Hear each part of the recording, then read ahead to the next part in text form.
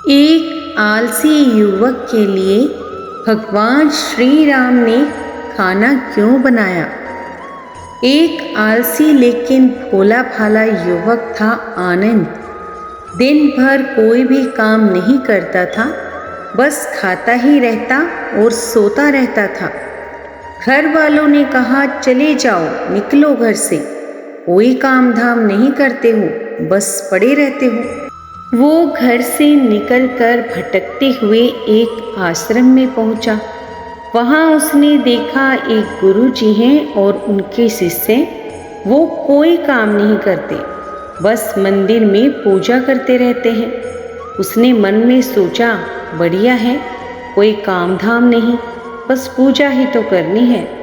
उसने गुरुजी के पास जाकर पूछा, क्या मैं यहाँ रह सकता हूँ? गुरुजी बोले, हाँ, क्यों नहीं, लेकिन मैं कोई काम नहीं कर सकता गुरुजी। कोई काम नहीं करना है, बस पूजा ही करनी होगी, गुरुजी बोले। आनंद बोला, ठीक है, वह तो मैं कर लूँगा। अब आनंद महाराज के आश्रम में रहने लगा। ना कोई काम धाम, बस सारा दिन खाते रहो और प्रभु की भक्ति में भजन गाते रहो।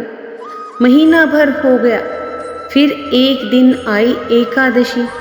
उसने रसोई में जाकर देखा, खाने की कोई तैयारी नहीं थी। उसने गुरुजी से पूछा, आज खाना नहीं बनेगा क्या? गुरुजी ने कहा, नहीं, आज तो एकादशी है, तुम्हारा भी उपवास है। उसने कहा, नहीं, अगर हमने उपवास कर लिया तो कल का दिन ही नहीं देख पाएंगे। हम नहीं कर सकते उपवास, हमें तो भूख लगती है। आपने पहले क्यों नहीं बताया? गुरुजी ने कहा, ठीक है, तुम मत करो उपवास, पर खाना भी तुम्हारे लिए कोई नहीं बनाएगा, तुम खुद बना लो। मरता क्या ना करता। गया रसोई में। गुरुजी फिर आए। देखो, अगर तुम खाना बना लो तो राम जी को भी भोग जरूर लगा लेना और नदी के उस पार जाकर बना लो रसोई। वह बोला, ठीक है। लकड़ी, आटा, तेल, घी, सब्जी लेकर आनंद महाराज उसे चले गए। जैसा तैसा खाना भी बनाया। खाने लगा तो याद आया, गुरुजी ने कहा था कि राम जी को भोग लगाना है। वह भजन गाने लगा, आओ मेरे राम जी भोग लगाओ, श्री प्रभु राम आइए, श्री राम आइए, मेरे भोजन का भोग लगाइए। कोई ना आया तो वह बेचैन हो गया कि यहाँ तो भूख लग रही है और राम जी आ नहीं रहे। भोला मानस जानता नहीं था कि प्रभु साक्षात तो आएंगे नहीं, पर गुरुजी की बात मानना जरूरी है। फिर उसने कहा, देखो प्रभु राम जी, मैं समझ गया, आप क्यों नहीं आ रहे हो। मैंने रूखा सूखा बनाया है और आपको तरमाल खाने की आदत है, इसीलिए नहीं आ रहे ना। तो सुनो प्रभु, आज वहाँ भी कुछ नहीं बना है, सबकी एकादशी है, खाना हो तो यही भोग खा लो। श्री राम अपने भक्त की सरलता पर बड़ी मुस्कुराए और माता सीता के साथ प्रकट हो गए। भक्त असमंजस में पड़ गया। गुरुजी ने तो कहा था कि राम जी आएंगे, पर यहाँ तो माता सीता भी आई हैं और मैंने तो भोजन बस 2 लोगों का बनाया है। चलो कोई बात नहीं, आज इन्हें ही खिला देते हैं। बोला, प्रभु मैं भूखा रह गया, लेकिन मुझे आप दोनों को देखकर बहुत अच्छा लग रहा है, लेकिन अगली एकादशी पर ऐसा ना करना। पहले बता देना कि कितने जन आ रहे हैं, और हाँ, थोड़ा जल्दी आना। राम जी उसकी बात पर बहुत खुश हुए, प्रसाद ग्रहण करके चले गए। अगली एकादशी तक यह भोला मानस सब भूल गया। उसे लगा प्रभु ऐसे ही आते होंगे और प्रसाद ग्रहण करते होंगे। फिर एकादशी आई। गुरुजी से कहा, मैं चला अपना खाना बनाने। गुरुजी, थोड़ा ज़्यादा अनाज लगेगा, वहाँ 2 लोग आते हैं। गुरुजी मुस्कुराए, भूख के मारे बावला हो गया है, चलो ठीक है ले जा और अनाज ले जा। अब की बार उसने 3 लोगों का खाना बनाया और फिर गुहार लगाई, प्रभु राम आइए, सीताराम आइए, मेरे भोजन का भोग लगाइए। प्रभु की महिमा भी निराली है। भक्त के साथ कौतुक करने में उन्हें बड़ा ही मज़ा आ रहा था। इस बार वो अपने भाई लक्ष्मण, भरत, शत्रुघ्न और हनुमान जी को भी लेकर आ गए। भक्त को चक्कर आ गई, यह क्या हुआ? एक का भोजन बनाया तो 2 आए, आज 2 का खाना अब ज़्यादा बनाया है तो पूरा खानदान आ गया। लगता है आज भी भूखा ही रहना पड़ेगा। सबको भोजन लगाया और बैठे बैठे देखता रहा। अनजाने में ही उसकी भी एकादशी हो गई।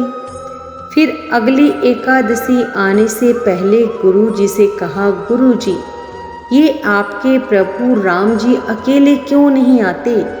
हर बार कितने सारे लोग ले आते हैं, इस बार अनाज ज़्यादा देना।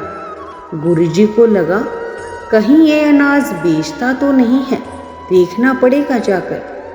भंडारे में से कहा कि इसे जितना अनाज चाहिए दे दो और छुपकर उसे देखने के लिए चल पड़े।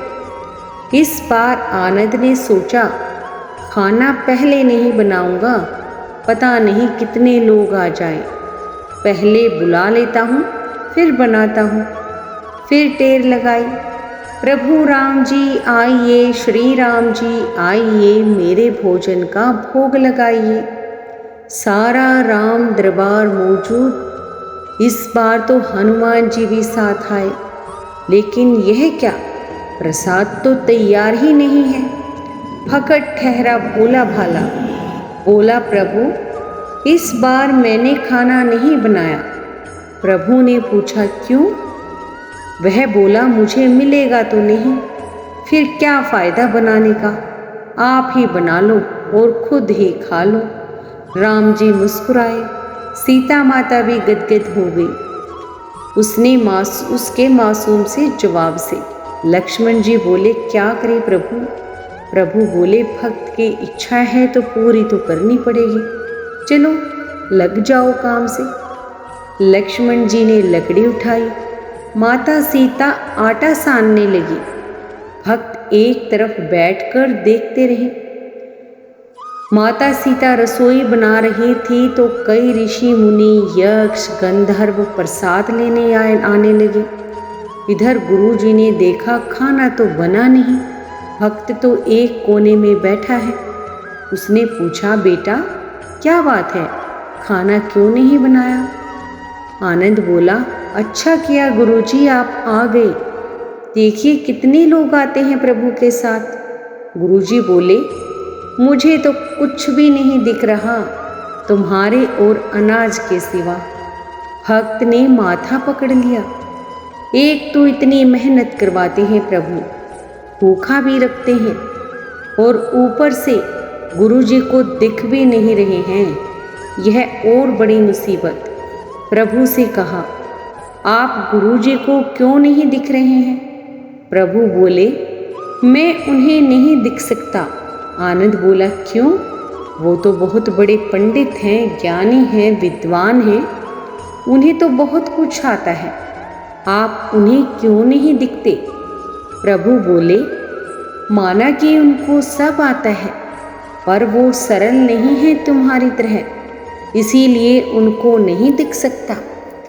आनंद ने गुरुजी से कहा, गुरुजी प्रभु कह रहे हैं आप सरल नहीं हैं, इसीलिए आपको नहीं दिखेंगे।